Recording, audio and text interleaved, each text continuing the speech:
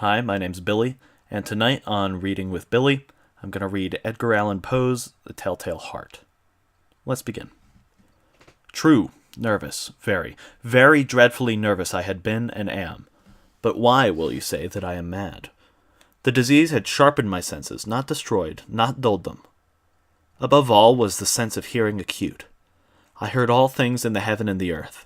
I heard many things in hell. How, then, am I mad? Hearken and observe how healthily, how calmly I can tell you the whole story. It is impossible to say how first the idea entered my brain, but once conceived, it haunted me day and night. Object there was none. Passion there was none. I loved the old man. He had never wronged me. He had never given me insult. For his gold I had no desire. I think it was his eye. Yes, it was this.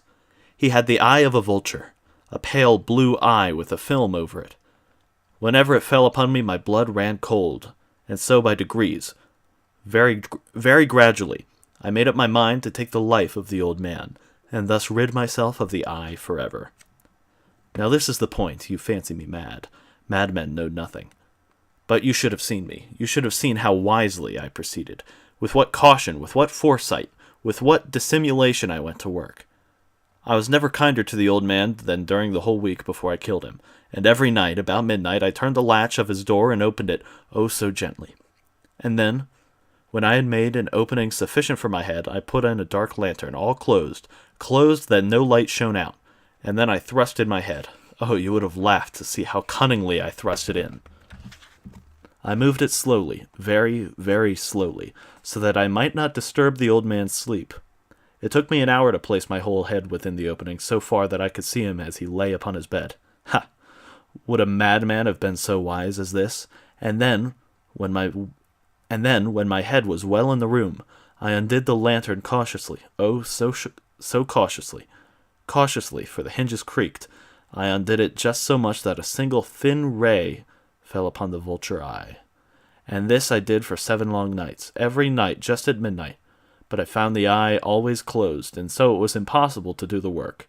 For it was not the old man who vexed me, but his evil eye.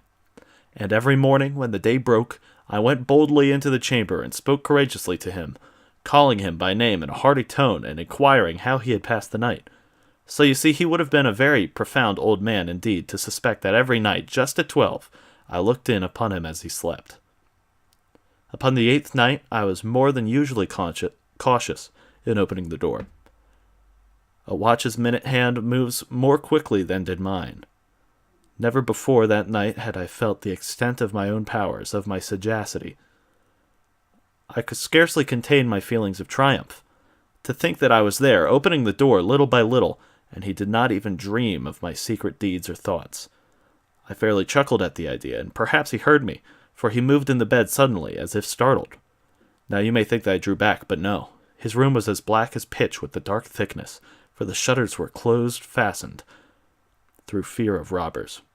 And so I knew that he could not see the opening of the door, and I kept pushing it on steadily. I had my head in. I was about to open the lantern when my thumb slipped upon the tin fastening, and the old man sprang up in bed, crying out, "Who's there?" I kept quite still and said nothing. For a whole hour I did not move a muscle, and in the meantime I did not hear him lie down.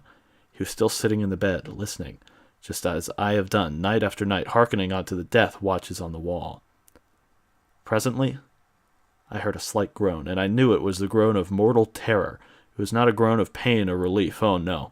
It was the low stifled sound that arises from the bottom of the soul when overcharged with awe. I knew the sound well. Many a night, just at midnight, when all the world slept, it has welled up from within my own bosom, deepening with its dreadful echo the terrors that distracted me. I say I knew it well. I knew what the old man felt, and pitied him. Although I chuckled at heart, I knew that he had been lying awake ever since the first slight noise, when he had turned in the bed. His fears had ever since been growing upon him. He had been trying to fancy them causeless, but could not. He had been saying to himself, "It is nothing but the wind in the chimney. It is only a mouse crossing the floor, or it is merely a cricket which has made a single chirp." Yes, he has been trying to comfort himself with these suppositions, but had found it all in vain.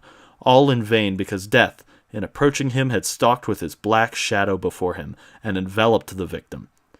It was a mournful influence of the unperceived shadow that caused him to feel, although he had never saw nor heard, to feel the presence of my head within the room. When I had waited a long time, very patiently, about hearing him lie down, I resolved to open a very, very little crevice in the lantern. So I opened it, you cannot imagine how stealthily, until, at a length of a simple dim ray, like the thread of a spider, shot from the crevice, and fell full upon the vulture eye. It was open, wide open, and I grew furious as I gazed upon it. I saw it with a perfect distinctness, all a dull blue, with a hideous veil over it that chilled the very marrow in my bones, but I could not see nothing else of the old man's face or person, for I had directed the ray, as if by instinct, precisely upon the damned spot. And have I not told you that what you mistake for madness is but over-acuteness of the sense? Now, I say, there come to my ears a low, dull, quick sound, such as a watch makes when enveloped in cotton. I knew that sound well, too. It was the beating of the old man's heart.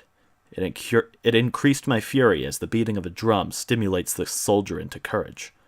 But even yet I refrained and kept still. I scarcely breathed. I held the lantern motionless.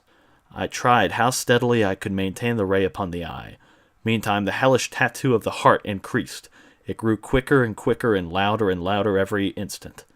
The old man's terror must have been extreme. It grew louder every instant. The old man's terror must have been extreme. It grew louder, I say, louder every moment. Do you mark me? Well, I've told you that I am nervous, so I am. And now, in the dead hour of the night, amid the dreadful silence of that old house, so strange a noise as this excited me to uncontrollable terror. Yet, for some minutes longer, I refrained and stood still. But the beating grew louder. I thought the heart must burst. And now a new anxiety seized me. The sound would be heard by my neighbor.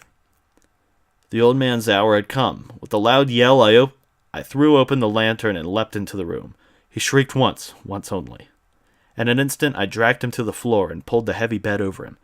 Then I smiled gaily to find the deed so far done. But, for many minutes, the heart beat on with a muffled sound. This, however, did not vex me.